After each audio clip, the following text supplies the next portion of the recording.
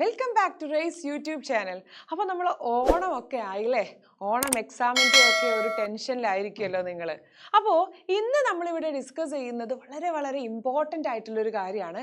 നമ്മൾ ഇലക്ട്രോസ്റ്റാറ്റിക്സ് ഉണ്ടല്ലോ, what is electrostatics എന്ന് പറഞ്ഞാൽ ഒന്നാമത്തെ ചാപ്റ്റർ ആയിട്ടുള്ള ഇലക്ട്രിക് ചാർജസ് ആൻഡ് ഫീൽഡ് എന്ന് പറഞ്ഞ ചാപ്റ്ററും അതേപോലെ രണ്ടാമത്തെ ചാപ്റ്റർ ആയിട്ടുള്ള ഇലക്ട്രിക് പൊട്ടൻഷ്യൽ ആൻഡ് കപ്പാസിറ്റൻസ് എന്ന് പറഞ്ഞ ചാപ്റ്ററിലെയും കംപ്ലീറ്റ് ഗ്രാഫ്സിനെ കുറിച്ചിട്ടുള്ള ഒരു അനാലിസിസ് ആണ്. അപ്പോൾ ഏതൊരു എക്സാമിന് നമുക്ക് കാണുന്ന സമയത്തും ഒരു ഗ്രാഫിക്കൽ ക്വസ്റ്റ്യൻസ് ഉണ്ടാവൂലേ. ബേസിക്കലി നിങ്ങൾ ഒരു ഗ്രാഫ് അനലൈസ് ചെയ്ത് കഴിഞ്ഞാൽ അല്ലെങ്കിൽ അനലൈസ് ചെയ്യാൻ പഠിക്കാൻ നിങ്ങൾക്ക് പറ്റിയാൽ that is the very very very informative for you. Okay, അതായത് ഏതൊരു ഗ്രാഫിക്കൽ ക്വസ്റ്റ്യൻസ് വരുന്ന സമയത്തും നിങ്ങൾക്ക് വളരെ ഈസി ആയിട്ട് അതിനെ അപ്രോച്ച് ചെയ്യാൻ പറ്റും. അപ്പോൾ ബേസിക്കലി നമ്മൾ കാണുന്ന കുറച്ച് ഗ്രാഫ്സിന് ഞാൻ ഒന്ന് പരിചയപ്പെടുത്തട്ടെ. എടാ മക്കളെ, ഫസ്റ്റ് നോക്ക്, ഏതാണ് A is proportional to B. Okay, A എന്ന് പറയുന്നത് എന്താണ്? Proportional to B. അതായത് ഒന്നാമത്തെ ഗ്രാഫ് നമ്മൾ എടുക്കുന്ന സമയത്ത് എയും ബിയും ഒരാൾ കൂടുന്ന സമയത്ത് അതേ രീതിയിൽ മറ്റൊരാൾ കൂടുന്നു. അതാണ് ഈ ഗ്രാഫ് എന്ന് പറയുന്നത്. ഓക്കെ, ഇവൻ കൂടുന്ന സമയത്ത് ഇവനും കൂടുന്നു. ഇനി ഈ രീതിയിലുള്ള ഒരു ഗ്രാഫാണ്, അതായത് ഭയങ്കരമായിട്ട് സ്റ്റീപ്പ് ഒന്നുമില്ല, കുറച്ച് രീതിയിലൊക്കെ ഒരു സ്റ്റീപ്പിംഗ് ഒക്കെ കാണുന്ന ഗ്രാഫ് ആണെങ്കിൽ നിങ്ങൾ മനസ്സിലാക്കുക ദാറ്റ് ഈസ് എ എന്ന് പറയുന്നത് ഇൻവേഴ്സ്ലി പ്രപ്പോർഷണൽ ടു ബി ആണ്. എ എന്ന് പറയുന്നത് ഈ കൈൻഡ് ഓഫ് ഗ്രാഫ് ആണെങ്കിൽ, മക്കൾ ശ്രദ്ധിച്ചേ, ഈ കൈൻഡ് ഓഫ് ഗ്രാഫ് ആണെങ്കിൽ എ എന്ന് പറയുന്ന value which is inversely proportional to B. മൂന്നാമത്തെ നമ്മൾ സ്ഥിരം കാണുന്ന ഗ്രാഫാണ്. കണ്ടോ, ഇവിടെയുള്ള സ്റ്റീപ്പ് നിങ്ങൾ ശ്രദ്ധിച്ചോ? ഇതേപോലെയല്ല, കുറച്ചും കൂടെ സ്റ്റീപ്പായിട്ട് നമുക്ക് കാണാൻ പറ്റുന്നുണ്ട് അല്ലേ. ഓക്കെ, ഈ കൈൻഡ് ഓഫ് ഗ്രാഫ്സ് എങ്ങനെയാണ്? എ എന്ന് പറയുന്നത് inversely proportional to B square ആണ്. അതായത് സ്റ്റീപ്പ് കുറഞ്ഞാൽ inversely proportional to B, steep കുറച്ചും കൂടി കൂടുതലാണെങ്കിൽ inversely proportional to B square ആയിരിക്കും. മിസ് ഇതൊക്കെ എവിടെയാ പഠിച്ചത്? കുറേ പ്ലേസിൽ പഠിച്ചിട്ടുണ്ട്. എന്താണ് എഫ് എന്ന് പറഞ്ഞാൽ inversely proportional to 1/r square അല്ലേ. വി എന്ന് പറഞ്ഞല്ലേ എഫ് എന്ന് പറയുന്നത് കൂളംസ് ലോ, ഫസ്റ്റ് ചാപ്റ്ററിലെ കൂളംസ് ലോ. നിങ്ങൾക്ക് ഓർമ്മയില്ലാണ്ട് നിൽക്കുക, നിങ്ങൾ എന്ത് മറന്നാലും കൂളംസ് ലോ നിങ്ങൾ മറന്നിട്ടുണ്ടാവില്ല. അതെന്താ? എഫ് ഇസ് ഈക്വൽ ടു എന്താടാ? F is equal to K into Q1 Q2 by R square ആണ്. ഇവിടെ ഇവരെയൊക്കെ ഒന്ന് മാറ്റി നിർത്തിയാൽ എഫ് എന്ന് പറയുന്നത് പ്രൊപ്പോർഷണൽ ടു ആർ സ്ക്വയർ ആണ്, 1/r സ്ക്വയർ ആണ് അല്ലേ. ഈ ഗ്രാഫാണ് ഏത്? ഈ ഗ്രാഫ് ആര്? എഫും ആറും തമ്മിലാണ് വരുന്നതെങ്കിൽ ആർ സ്ക്വയറും തമ്മിലാണ് മാറ്റുള്ളത്. ഓക്കെ, അപ്പോൾ ആർ സ്ക്വയറും തമ്മിലാണെങ്കിൽ ഗ്രാഫ് ഇങ്ങനെ കിട്ടും. മക്കളെ, അടുത്ത ഗ്രാഫ് ഇൻക്രീസിങ് ഗ്രാഫാണ് എയും ബിയും തമ്മിൽ. മക്കളെ ഇവിടെ നോക്കിയേ, ഇവിടെ എ എന്ന് പറയുന്നത് ഒരു കോൺസ്റ്റന്റ് വാല്യൂയും ബി എന്ന് പറയുന്നത് ഇൻക്രീസിങ്ങും ആണെങ്കിൽ നമ്മളെ ഗ്രാഫ് ഇങ്ങനെയായിരിക്കും. എ എന്ന് പറയുന്നത് ഒരു കോൺസ്റ്റന്റ് വാല്യൂം, അതായത് നമ്മൾ ഇവിടെ എൻ്റെ വാല്യൂ കോൺസ്റ്റന്റ് ആയിരിക്കും. ഇപ്പൊ ടൈമൊക്കെ അല്ലേ, ടൈമൊക്കെ വെച്ചിട്ട് വെലോസിറ്റി ഒക്കെ ചില സമയത്ത് കോൺസ്റ്റന്റ് ആണെങ്കിൽ നമുക്ക് എങ്ങനെയുള്ള ഗ്രാഫാ കിട്ടുക?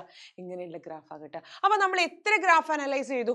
5 ഗ്രാഫ് അനലൈസ് ചെയ്തു. ഫസ്റ്റത്തത് എ എന്ന് പറയുന്ന component which is proportional to B, രണ്ടാമത്തത് എ എന്ന് പറയുന്നത് നോക്കിയേ ഇൻവേഴ്സ്ലി പ്രപ്പോർഷണൽ ടു ബി, മൂന്നാമത്തത് എ എന്ന് പറയുന്നത് inversely proportional to B square, നാലാമത്തത് ഇൻക്രീസിങ്, എയും ബിയും ഇൻക്രീസിങ് ആണെങ്കിൽ. ഓക്കെ, ഒരേപോലെയല്ല, എനെ സംബന്ധിച്ചിടത്തോളം ബി ഇൻക്രീസിങ് ആണെങ്കിൽ, അല്ല ബിയെ സംബന്ധിച്ചിടത്തോളം എ ഇൻക്രീസിങ് ആണെങ്കിൽ. അഞ്ചാമത്തെ ലാസ്റ്റ് ഗ്രാഫ് എന്ന് പറയുന്നത് എൻ്റെ വാല്യൂ കോൺസ്റ്റന്റ് ആണ്, പക്ഷെ ബി എന്ന് പറയുന്നത് എന്താണ്? ഇൻക്രീസ് ചെയ്തുകൊണ്ട് വരികയാണെങ്കിൽ. ഓക്കെ, ഇതാണ് നമ്മൾ 5 ഗ്രാഫുകൾ. അടുത്ത നമ്മൾ ചാപ്റ്ററിലേക്ക് ഒന്ന് എത്തി നോക്കുകയാണ്. ചാപ്റ്റർ 1, അതായത് ഇലക്ട്രിക് ചാർജസ് ആൻഡ് ഫീൽഡ് എന്ന് പറയുന്ന ഇലക്ട്രോസ്റ്റാറ്റിക് ഫസ്റ്റ്, അതിൽ നിങ്ങൾക്ക് മനസ്സിലാക്കാൻ പറ്റും. ആദ്യം നമ്മൾ പഠിക്കുന്നത് ഇലക്ട്രിക് ഫീൽഡിലെ ഫോഴ്സ്. ഓക്കെ, ഇലക്ട്രിക് ഫീൽഡ് എന്ന് പറയുന്നത് എന്താ? KQ/R square. എന്താ മിസ്സേ? KQ/R square. ഒന്നും കൂടെ, KQ/R സ്ക്വയർ. കെ എന്ന് പറയുന്നത് നമ്മൾ constant. What is the value of the constant? 1/4πε0 അല്ലേ. നോക്കടാ, അവിടെയാണ് ഇ അല്ലേ. ആറുമായിട്ട് എങ്ങനെയാണ് നമുക്കറിയാം? E is proportional to 1/r square ആണ്. അപ്പൊ നമ്മളെ ഗ്രാഫ് എങ്ങനെ വരും? നല്ല സ്റ്റീപ്പോട് കൂടിയുള്ള ഗ്രാഫ് കിട്ടി. ഓക്കെ, രണ്ടാമത്തത് electric field due to a dipole. മിസ്സേ ഓർമ്മയില്ല, ഒന്നുമില്ല. Is equal to 2kp/r cube അല്ലേ? 2 kp/r³. അവിടെ നോക്കിയേ, is proportional to 1/r³. Miss അത് നിങ്ങൾ പറഞ്ഞില്ലല്ലോ. എടാ ഇവിടെയുള്ള സ്റ്റീപ്പും നോക്കടാ, ഇവിടെയുള്ള സ്റ്റീപ്പും ഒന്ന് കമ്പയർ ചെയ്തേ. ആർക്കാണ് കൂടുതൽ സ്റ്റീപ്പ് നിങ്ങൾ കാണുന്നത്? ആർക്കാണ് കൂടുതൽ സ്റ്റീപ്പ് നിങ്ങൾ കാണുന്നത്? ഉറപ്പായിട്ടും ഇവനാണ്, 1/r³-നാണ് അല്ലേ? ഇവനാണ്. അപ്പൊ ഈ സ്റ്റീപ്പിലാണ് മാറ്റം.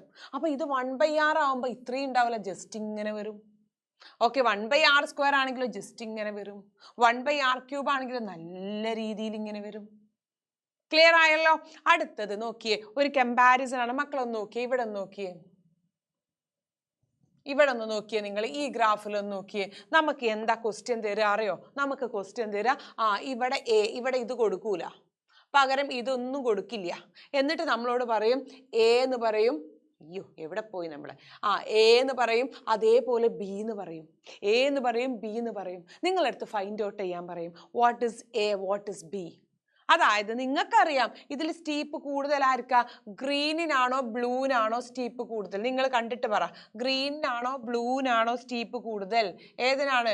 ഗ്രീനിനാണോ ബ്ലൂവിനാണോ സ്റ്റീപ്പ് കൂടുതൽ? നോക്കിയിട്ട് പറ മക്കളെ, ഏതിനാണ്? ഉറപ്പായിട്ടും മിസ് ഏതിനാണ്? ഗ്രീനിനാണ് സ്റ്റീപ്പ് കൂടുതൽ. അങ്ങനെയാണെങ്കിൽ ഗ്രീൻ ഏതായിരിക്കും? E is inversely proportional to r³. അല്ലേ? Inversely proportional to r³. അപ്പൊ സ്റ്റീപ്പ് കുറവ് ആർക്കാണ്? മിസ്സേ സ്റ്റീപ്പ് കുറവ് ആർക്കാണ്? ബ്ലൂവിനാണ്. അങ്ങനെയാണെങ്കിൽ ഇതാണ് E is proportional to 1/r². കിട്ടിയല്ലോ? കിട്ടി. ഇനി നോക്കിയേ മക്കളെ, നമ്മൾ നോക്കുന്നത് ആദ്യം for linear charge density of a infinitely long wire. നമ്മൾ ഓൾറെഡി പഠിച്ചിട്ടുണ്ട് ഈസ് ഈക്വൽ ടു 2k⁴r എന്നുള്ളത് അല്ലേ? ഇ എന്ന് പറയുന്നത് 2k⁴r നിങ്ങൾ പഠിച്ചിട്ടുണ്ടാവും. ഇല്ലെങ്കിൽ നിങ്ങൾ വരിക നമ്മളെ റേസിൻ്റെ യൂട്യൂബ് ചാനലിൽ, +1 +2 യൂട്യൂബ് ചാനൽ നിങ്ങൾ നോക്കുന്ന സമയത്ത് ഫസ്റ്റ് ചാപ്റ്ററിലുള്ള മൊത്തം ഡെറിവേഷൻസിൻ്റെ ഒറ്റ ക്ലാസ് ആയിട്ട് നിങ്ങൾക്ക് കിട്ടും. ഏറ്റവും കൂടുതൽ ഇമ്പോർട്ടൻസ് ഫസ്റ്റ് ചാപ്റ്ററിൽ നമ്മൾ കൊടുക്കേണ്ട ഡെറിവേഷനാണെന്ന് മിസ് പറഞ്ഞിട്ടുണ്ട്. അതിൻ്റെ ഡെറിവേഷൻസ് മാത്രമുള്ള ഒരു സാധനം നിങ്ങൾക്ക് കിട്ടും. ഓക്കെ, ഇനി നിങ്ങൾക്ക് ചാപ്റ്റർ മാത്രമല്ല, ഇഷ്ടം പോലെ കോണ്ടന്റ്സ് നമ്മളെ യൂട്യൂബ് ചാനലിലിട്ട് ഉറപ്പായിട്ടൊന്ന് വിസിറ്റ് ചെയ്യുക, സബ്സ്ക്രൈബ് ചെയ്യുക. ഓക്കെ, നോക്കിയേ ഈസ് ഈക്വൽ ടു എന്താ വരിക? 2k⁴r. ഈസ് ഈക്വൽ ടു എന്താ വരിക? 2k⁴r. ഇവിടെ ഇയും ആറും തമ്മിൽ എങ്ങനെയാ നിൽക്കുന്നത്? E is inversely proportional to 1/r. അപ്പൊ ഇതിന്റെ ഗ്രാഫ് എങ്ങനെയാ വരുതാ? ഇങ്ങനെ. ഓക്കെ, ഇനി മക്കളെ ഈ എവിടെയും ലാംഡ എവിടെയാണെങ്കിൽ ഈ എവിടെ y ആക്സിസിലും ലാംഡ എവിടെ?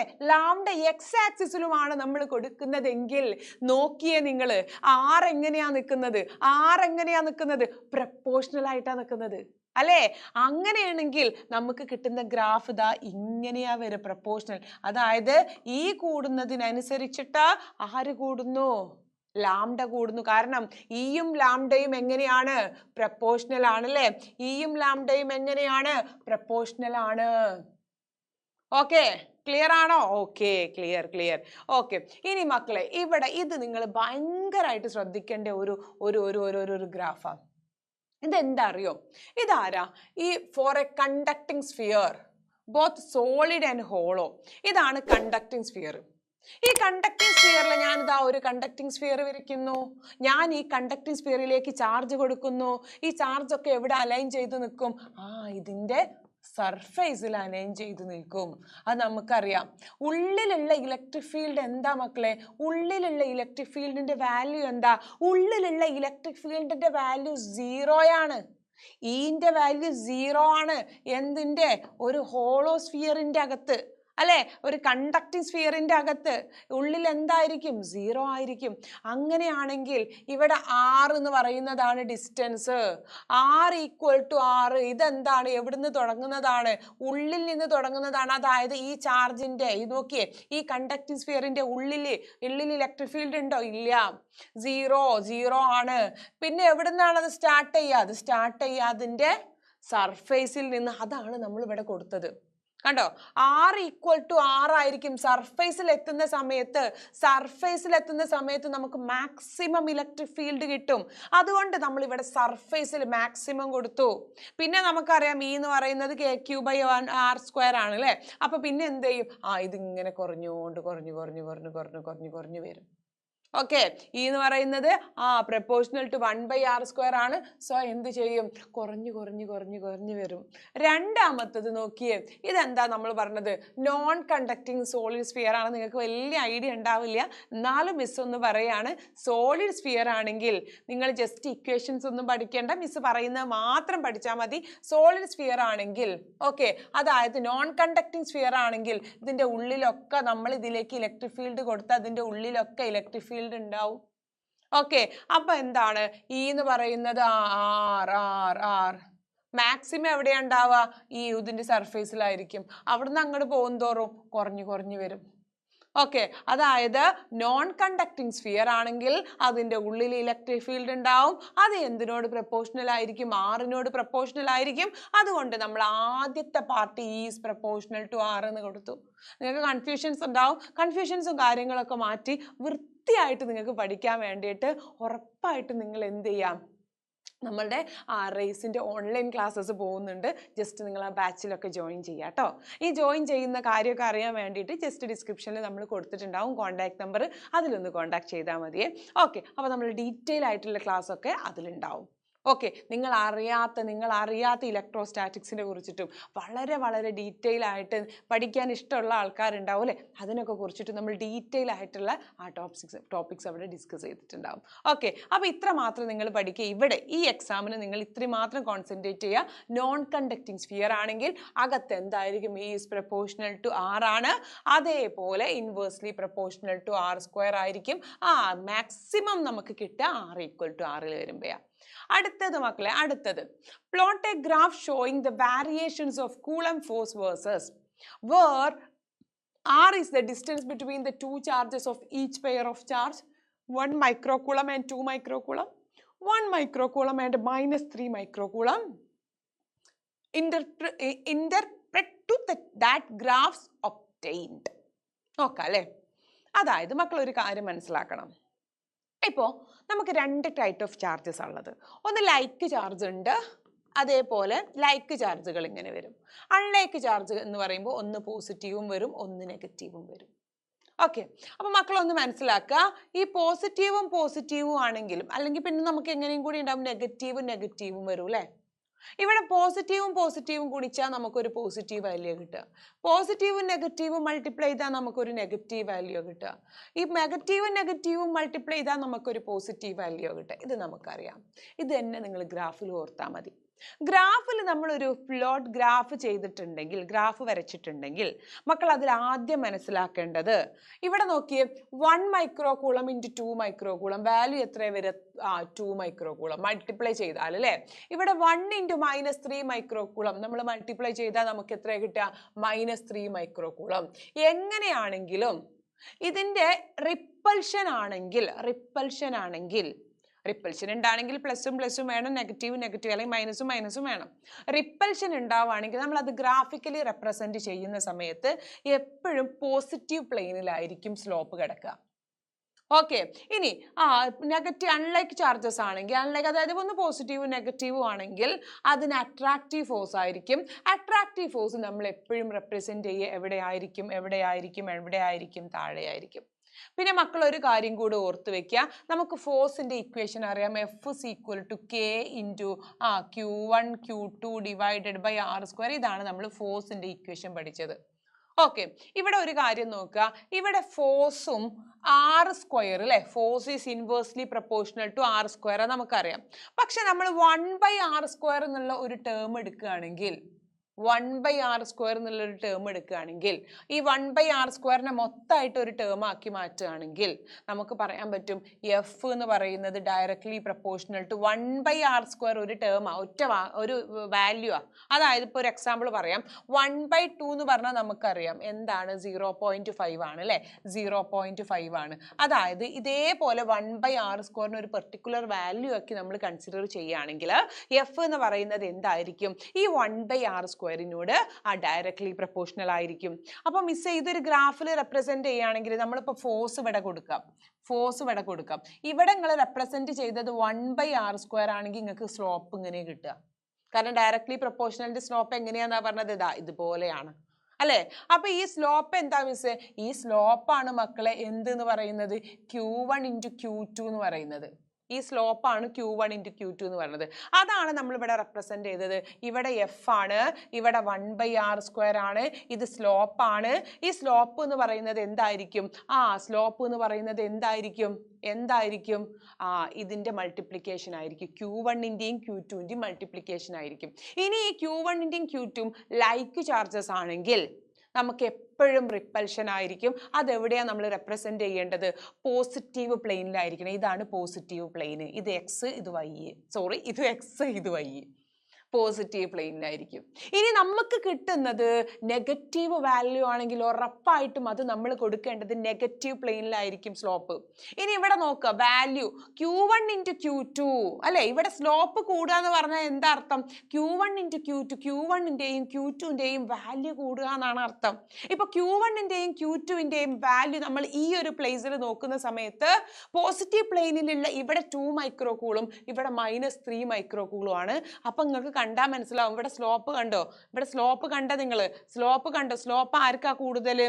സ്ലോപ്പ് ആർക്കാ കൂടുതൽ? താഴെ കിടക്കുന്നവനാ, നെഗറ്റീവിനാ. കാരണം നെഗറ്റീവ് അട്രാക്റ്റീവ് ഫോഴ്സ് അവിടെ കൂടുതൽ അല്ലേ? കാരണം ഇവിടെ -3 മൈക്രോകൂളും ഇവിടെ 2 മൈക്രോകൂളും ആണ്. അപ്പൊ ഏതാ കൂടുതൽ? -3 മൈക്രോകൂളാണ്. അത് എവിടെയാ കിടക്കുന്നത്? അത് താഴെയാ കിടക്കുന്നത്. കണ്ടോ നിങ്ങൾ? കണ്ടോ? ഓക്കെ. അപ്പൊ ഇവിടെ θ1 ആണ് കൂടുതൽ. അതുകൊണ്ടാണ് θ1 കുറച്ചും കൂടെ ആയിട്ട് കൂടുതലായിട്ട് റെപ്രസെന്റ് ചെയ്തത്. കണ്ടോ? θ1 കണ്ടോ കുറച്ച് കുറവാണ്. ഇങ്ങനെയുള്ള ചോദ്യം ഇങ്ങനെ നിങ്ങൾ അപ്രോച്ച് ചെയ്യണം.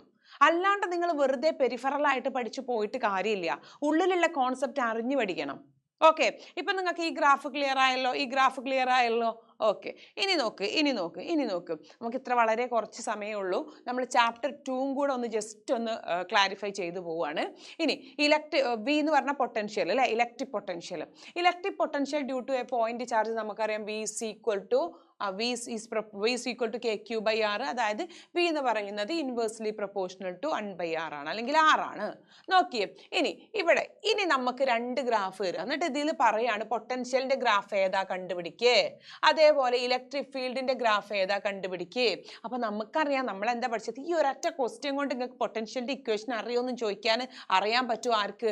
ആ ക്വസ്റ്റ്യനെയർക്ക്. അതേപോലെ ഇലക്ട്രിക് ഫീൽഡിന്റെ വാല്യൂ അറിയോ എന്നുള്ളതും ചോദിക്കുക അല്ലേ? ഓക്കെ. കാരണം നമുക്കറിയാം V എന്ന് പറഞ്ഞാൽ എന്താ? KQ/R ആണ്. E എന്ന് പറഞ്ഞാൽ എന്താ? E എന്ന് പറഞ്ഞാൽ KQ/R² ആണ്. V എന്ന് പറഞ്ഞാൽ KQ/R ആണ്. E എന്ന് പറഞ്ഞാൽ KQ/R² ആണ്. അപ്പൊ ഇവരുടെ ഗ്രാഫുകൾ എങ്ങനെയായിരിക്കുക? ഇങ്ങനെ ഇരിക്കും. ഇങ്ങനെ ഇരിക്കും. V എന്ന് പറയുന്നത് എങ്ങനെയായിരിക്കും? സ്റ്റീപ്പ് കുറവായിരിക്കും. ഈന്റെ സ്റ്റീപ്പ് എന്തായിരിക്കും? ഈന്റെ സ്റ്റീപ്പ് കൂടുതലായിരിക്കും. സെറ്റ് അല്ലേ? സെറ്റ്. ഓക്കെ. ഇനി മക്കളെ നോക്കിക്കേ, ഈ potential due to a solid conducting sphere or a spherical shell. മക്കളെ ഇവിടെ നിങ്ങൾ കമ്പയർ ചെയ്യണം. ഒരു സോളിഡ് ആയിട്ടുള്ള സ്ഫെറിക്കൽ ഷെല്ല് എടുത്താൽ, അല്ലെങ്കിൽ ഒരു ഹോളോ സ്ഫെറിക്കൽ ഷെല്ല് എടുത്താൽ നമുക്കറിയാം ഇതിന്റെ ഉള്ളിൽ ഇലക്ട്രിക് ഫീൽഡിന്റെ വാല്യൂ 0 ആയിരിക്കും.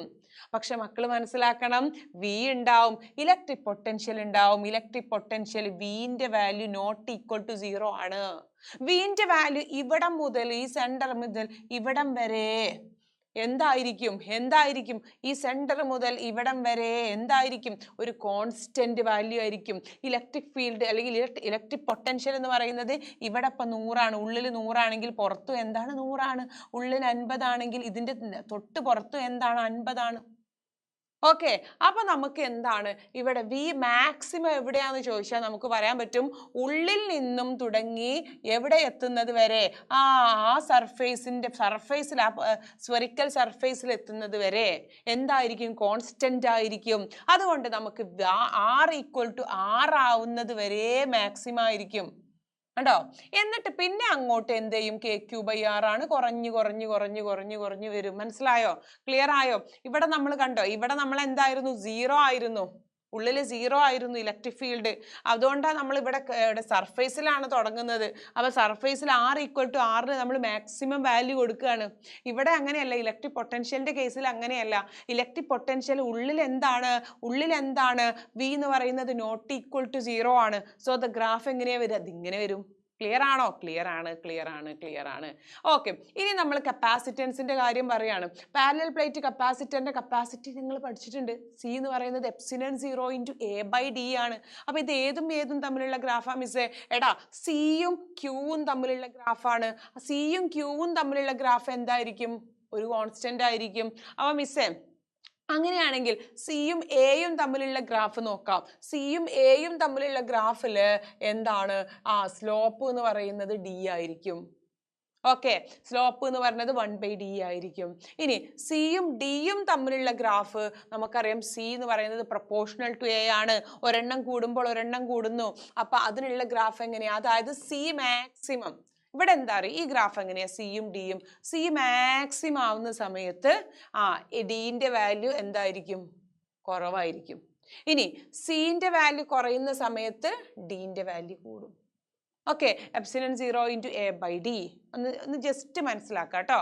ക്ലിയർ ആയിട്ടുണ്ടെന്ന് വിശ്വസിക്കുന്നു. ഓക്കെ, ഇത്രയും ഗ്രാഫ്സ് ആണ് നമുക്കുള്ളത്. ഇത്രയും ഗ്രാഫ്സ് ആണ്. അതിൽ ഏറ്റവും നോക്കേണ്ടത് ഇലക്ട്രിക് പൊട്ടൻഷ്യലിൻ്റെ ഒക്കെ ഗ്രാഫാണ്. ഇത് കുറച്ചും കൂടി നമ്മൾ എപ്പോഴും ഓടുന്ന ഒന്നിനും ഒരു മുഴം മുമ്പേ എന്നൊക്കെ പറയില്ലേ, അതാ പറയുന്നത്. അതേപോലെ ജസ്റ്റ് ഒന്ന് നോക്കി വെക്കുക. പിന്നെ ഇതെന്താ നിങ്ങൾക്ക് അറിയാലോ, 4πε0 × R എന്ന് പറഞ്ഞത്. ഇതൊരു സ്ഫെറിക്കൽ കണ്ടക്ടറിൻ്റെ കപ്പാസിറ്റൻസിൻ്റെ ഇക്വേഷനാണ് 4πε0 × R എന്ന് പറയുന്നത്. ഇത് പാരലൽ പ്ലേറ്റ് കപ്പാസിറ്ററിന്റെ ഗ്രാഫ്സ് ആണ്. നിങ്ങൾ കപ്പാസിറ്റൻസ് vs ഏരിയന്റെ ഗ്രാഫിൽ സ്ലോപ്പ് നമുക്ക് d ആയിട്ട് എടുക്കാം. കപ്പാസിറ്റൻസ് vs ഡിസ്റ്റൻസിന്റെ ഗ്രാഫിൽ നമുക്ക് സ്ലോപ്പ് എന്തായിട്ട് എടുക്കാം? a ആയിട്ട് എടുക്കാം. ഇവിടെ നോക്കിയേ, സിയും ക്യൂവും വരുന്ന ഗ്രാഫിൽ എന്തായിരിക്കും? ഒരു കോൺസ്റ്റന്റ് ഗ്രാഫ് ആയിരിക്കും. ഓക്കെ, ഇത്രയാണ് നമ്മൾ ഇന്ന് ഡിസ്കസ് ചെയ്തത്. വളരെ വളരെ വളരെ സിമ്പിൾ ആയിട്ടുള്ള കുറച്ച് കാര്യങ്ങളാണ്. അപ്പോൾ എന്ത് ചെയ്യുക? പഠിക്കുക, നന്നായിട്ട് പഠിക്കുക. അപ്പോൾ എല്ലാവർക്കും ഓണം എക്സാമിന് മിസ്സിൻ്റെ വക ഒരു ഓൾ ദി ബെസ്റ്റ് ഉണ്ട്. നന്നായിട്ട് പഠിക്കുക. ഓക്കെ, അപ്പോൾ അടുത്ത വീഡിയോയിൽ കാണാം. അതുവരേക്കും ബൈ.